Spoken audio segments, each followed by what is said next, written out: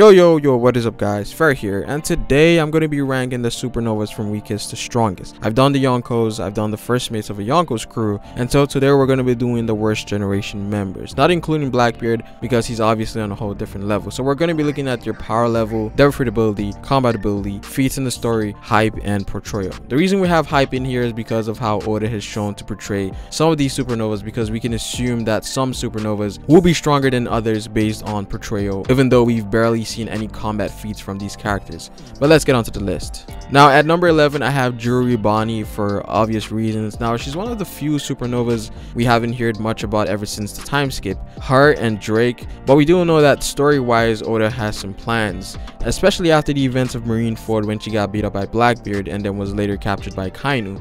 And recently we know she has some ties with Kuma, from what it seemed like anyways. Freeing Kuma was what she came there for. Perhaps this could tie in with her teaming up with the revolutionaries there, because we know Sabo and the commanders also want to free Kuma. And something I forget to mention about Bonney is that amongst all the Supernovas, she's the only one that isn't actively trying to go up against the Yonko. It seems that she has an ulterior motive, something that is more so targeted towards the war government rather than the Yonko. Now in terms of combat ability, we know that Bonney is one of the more hacked Supernovas, if not the most hacked. Now her devil fruit hasn't been confirmed, but she has the ability to change a person's age, including herself. Now we don't know the limits, but this is an extremely hacked ability because she has the potential to one-shot you. This is something that is of the same breath as Sugar's devil fruit. Now how it fares during combat is really what I want to know.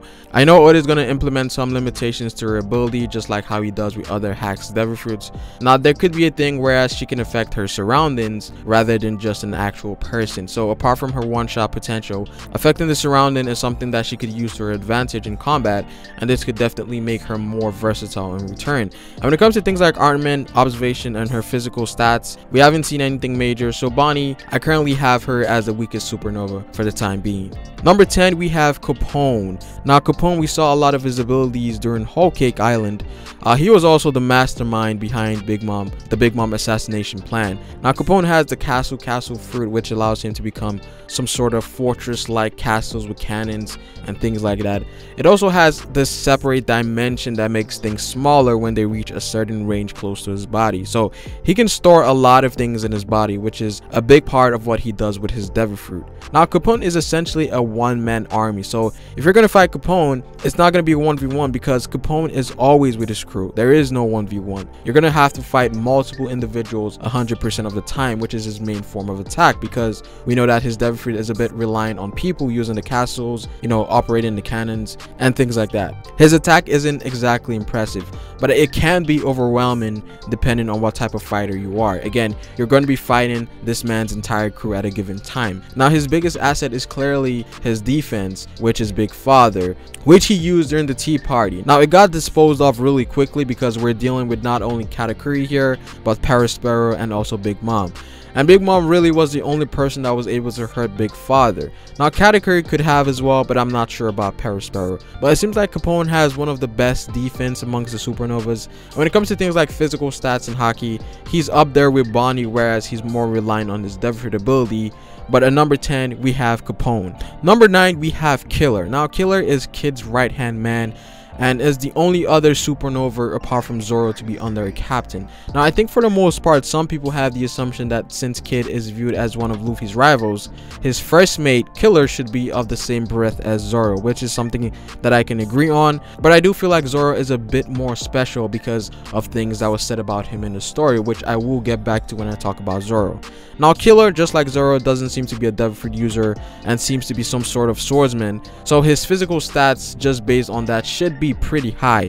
If you don't have a devil fruit or you're a swordsman or some sort of physical fighter, there's a high chance that you're going to focus on training your physical strength and your hockey. So I don't doubt that he has hockey, and more than likely he specializes in armament just like Zoro given his fighting styles. Now what I also noticed about him is that he's pretty fast and agile. I think physical wise he's not going to be as strong as Zoro, but he would definitely have the upper hand with speed and agility. But Killer, I have him at number 9. Number 8 we have Scratchmen Apoo. Now he's one of the more, I wouldn't say fearless, but one of the more outgoing supernovas. Now, he was one of the few supernovas that stuck around when Kizaru showed up, and I think that says a lot about his personality. And he seems to be an instigator. We saw that he actually blew up some of Kid's crewmates when they had to talk about the alliance, and pre-time skip he also started a fight with Kid.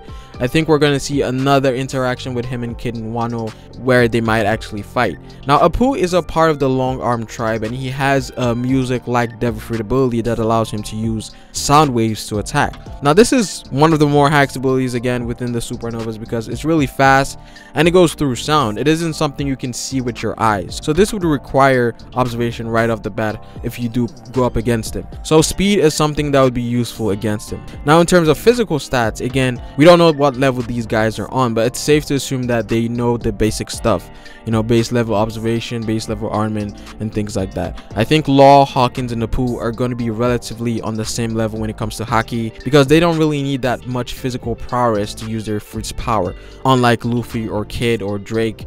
But number 8, we have Apoo. Now, at number 7, we have Hawkins. Now, I feel like Hawkins is one of the more intellectual supernovas. He's more strategy based. He always has this calm expression on his face even when Kizaru showed up, and it's heavily hinted through Brownbeard that Hawkins did something major in the New World that has yet to be revealed. Just like how we have Law with the Rocky Port incident, Hawkins probably did something on that scale, and that's probably how he got his new bounty. Now, Hawkins has the straw devil fruit. Again, it's one of the more hacks ones again, but more so in a defensive way. Now, his devil fruit imitates the effects of a voodoo, so that means he can place a curse on said individual, and said individual will take damage that he should have taken. Defensive wise, it's a really good ability. Again, we don't know the limits of his fruit, but if he has the ability to put curses on anyone, then that's overpowered. But I do think Oda has placed some limitation on his devil fruit. Now, apart from his devil fruit, Hawkins also has these cards. Now, I don't know if it's related to his devil fruit, but these cards have the ability to see the chance of something happening, which is actually very useful when you think about it. And just recently, it was revealed that he also has other cards that have all sorts of different effects, good effects and bad effects. So Hawkins is probably more versatile than we think, and hopefully we get to see more of him in Wano. But Hawkins, I have him at number 7. Number 6, we have Zoro, Luffy's right-hand man. Now, Zoro is kind of self-explanatory. We saw what he was capable of in Dressrosa. We know that he one-shot at the antagonist of an arc underwater. You know, Zoro's name is synonymous with the word strong. But I will say that Zoro is one of the strongest physical fighters amongst the supernovas. The only other individuals that I think can best Zoro in physical strength is Luffy, Drake, and Urouge. Apart from these guys, I don't really see anyone else. Like, Zoro is one of the most impressive physical fighters in One Piece. We know throughout the New World, Zoro has been casual for the most part. He hasn't really gotten a challenge yet. The closest thing was Pika, and that was a one-shot. And when it comes to his portrayal in the series, we know that he's one of the only 2 members of the worst generation that is under a captain. But for a first mate, he's a lot different because he has an aura that is comparable to that of a captain, and this is what really separates him from Killer. And what a lot of fans are waiting for is Zoro's full strength. There's a lot of hype surrounding his left eye, and the reason for this is that Oda has kept quiet about this for the entirety of the post time skip. So I'm expecting the reveal to be something crazy, and more than likely we're going to see it on Wano again, maybe against the Calamity or the Shogun. But at number 6, I have Zoro. Number 5, I have the Mad Monk Urouge. Now, ever since the reveal that he was the only supernova that actually defeated one of Big Mom's commanders, the hype around this man has risen tenfold. And this was a shock to all of us because Urouge was the supernova with the lowest bounty pre-time skip. It was definitely something a lot of people were not expecting. Now, pre-time skip, he was actually one of the few to take on a pacifista by himself, and he also showed incredible physical capabilities. Now, Urouge's devil fruit power hasn't been confirmed, but it goes along the lines of karma. So what happens is that the more damage he takes, the stronger he gets, and this was shown when he grew 2 or 3 times bigger during his fight against that pacifista. So the last thing you want against Urouge would be an extended battle. Like, if the battle drags on for too long, Urouge will probably have the upper hand, and based on his size, he seems to be really durable, which goes well with his devil fruit ability. And since he's more of a physical fighter, I think armament haki is definitely going to be his thing.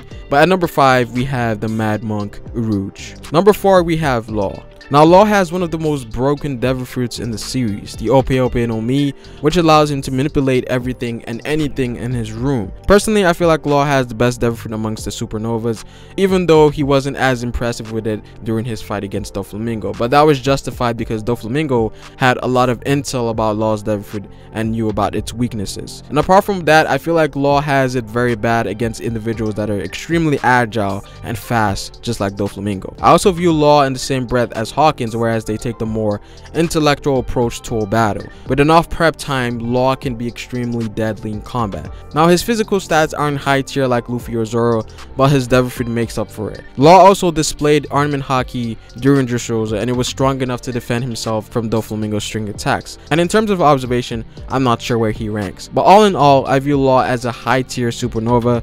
He's pretty well rounded as a fighter. I think we're going to see more of his abilities with his devil fruit because Dofi was just the best counter for him, so I don't think he could really show his true worth with Doflamingo. But number 4, I have Trafalgar Law. Number 3, I have Drake. Now this could be a shock to a lot of people, but I think X Drake is insanely strong. Now we do know that X Drake was a marine before he became a pirate, and we know that he was a rare admiral before he transitioned.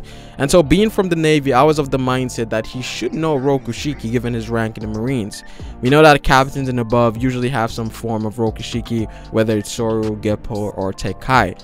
And it makes sense because he's a Zoan, and we know that Rokushiki works really well with Zoans because of their physical enhancements. And Drake's devil fruit is not your regular Zoan. It's an ancient Zoan, and what people tend to forget is that during Subodi, Drake never really used his hybrid form, which should be his strongest form because we know that full Zoan transformations isn't really geared for fights. You saw it with Jack and Lucci, the hybrid form is really where it's at. So in terms of combat ability, Drake could be really nice. Rokushiki, ancient Zoan, and a decent level of haki. And story-wise, X-Drake was the first person who willingly tried messing with the Yonko right after Marineford. And there's theories here and there saying that he could be a Calamity, which I disagree with, but I do think he's right under the Calamity. So in a sense, he's like the snack of the Kaido pirates. So I'm expecting a lot of things from him in Wano, but X-Drake, I have him at number 3. Number 2, we have Kid. And this stems from his portrayal in the series. Oda is kind of leaning towards the idea of Kid being Luffy's #1 rival, and this started ever since we got introduced to the Supernovas during Subodi, whereas Kid's bounty was actually higher than Luffy, which made us as viewers think that he was stronger than Luffy. Now post time skip, he was one of the few that tried going for Big Mom and failed, but we do know from time to time he attacks Big Mom ships. So just like Luffy, he's kind of fearless, and this really goes back to the whole Kaido situation.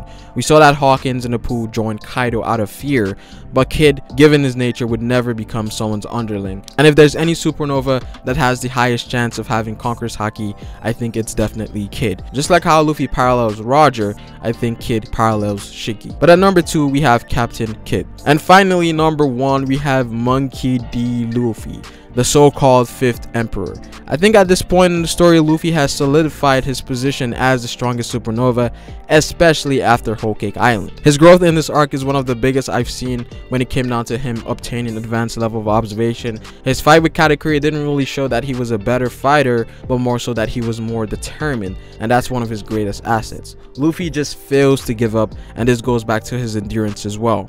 Now Luffy is also one of the most complete fighters in One Piece. He excels at almost every aspect of combat. He's fast, he's physically strong, he has good control over his devil fruit, he's extremely versatile, he has all 3 forms of haki. He's just an all-rounded fighter, and this is even more emphasized by his forms. Gearfort has a lot of different forms that is made for different types of matchup. Again, when it comes down to Luffy, his combat ability is just off the charts right now. But at number 1, we have Monkey D. Luffy. But that's pretty much it for the video, guys. Where do you guys rank the supernovas from from weakest to strongest? Comment down below what you guys think. Like the video if you liked it. Subscribe for more One Piece content. Hit the notification bell if you want to get notified for future content. It is Pharaoh, and I will see you guys later. Peace.